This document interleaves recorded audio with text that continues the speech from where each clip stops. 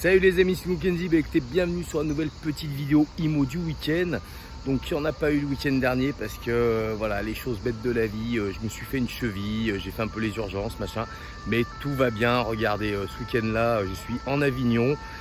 La Provence, les cigales, vous les entendez peut-être derrière, là plutôt une alarme d'ailleurs qu'on entend. Et là juste derrière moi, le fameux, l'unique, le seul, le fameux petit pont d'Avignon. Aujourd'hui, la petite vidéo de la semaine va faire rebond écho à une conversation que j'ai eue avec un de mes membres d'une de mes formations cette semaine, qui a un projet de division d'une grosse ferme en plusieurs logements. Et on réfléchissait ensemble au meilleur véhicule pour acheter à plusieurs et finalement chacun récupérer son lot personnel. Et ce membre-là voulait absolument éviter la copropriété car il en a peur. Et on peut en avoir peur à juste titre parce qu'on a tous entendu des personnes, moi-même le premier, j'ai des biens immobiliers qui sont en copropriété. C'est vrai que des fois, on n'a pas la maîtrise de la chose ou quand on vote des façades, ce genre de choses, si la majorité est contre nous, on n'a que le choix d'accepter et de financer ce qu'on nous demande. Donc ça peut faire peur à certaines personnes.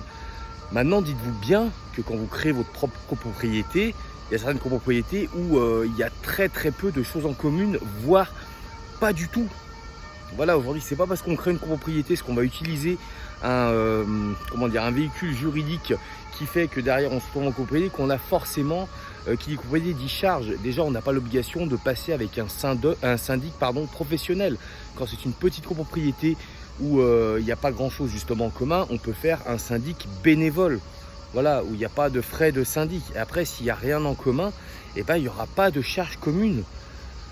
Pourquoi je lui ai proposé cette solution-là? Parce que la solution qu'on avait envisagée différente, où on fait une division parcellaire, donc on divise le bâtiment avec chacun son bout de terrain et autres. La problématique de ça, c'est que déjà, il y aurait des doubles frais. Parce que acheter à plusieurs, il n'y a pas 50 millions de solutions. On va rentrer dans des SCI pour éviter l'indivision ou autre. Et après, si on veut chacun se sortir de ce qui nous lie cette SCI, il va falloir casser ça, il va y avoir des frais. Peut-être la SCI va devoir revendre les lots à chacune des personnes qui va vouloir sortir de cette SCI. Donc on aura double frais. Frais à l'acquisition de la globalité du projet et frais sur chacun des lots qui vont être créés. Donc c'est très dommage. Donc il y a ce véhicule là où effectivement, pour éviter ce double frais à la dissolution, on récupère chacun son lot, mais on est en copropriété. Mais voilà, n'ayez pas peur de la copropriété parce que encore une fois, comme je vous le dis, je vous le répète, ça peut, c'est pas forcément les mauvais côtés de la copro où ça coûte cher et compagnie. Ça peut être une très petite copropriété où il n'y a pas de partie commune, où ça peut être un syndic bénévole et c'est la même chose. Alors c'est sûr pour les gens, dans l'imaginaire, si vous pouvez faire la division parcellaire, faites-le. Les Français préférera être propriétaire de sa petite parcelle de terrain, ça c'est sûr. Mais voilà, si vraiment il n'y a pas le choix de passer par une copropriété, si c'est bien expliqué, c'est bien fait, ça se vend pareil, c'est la même chose.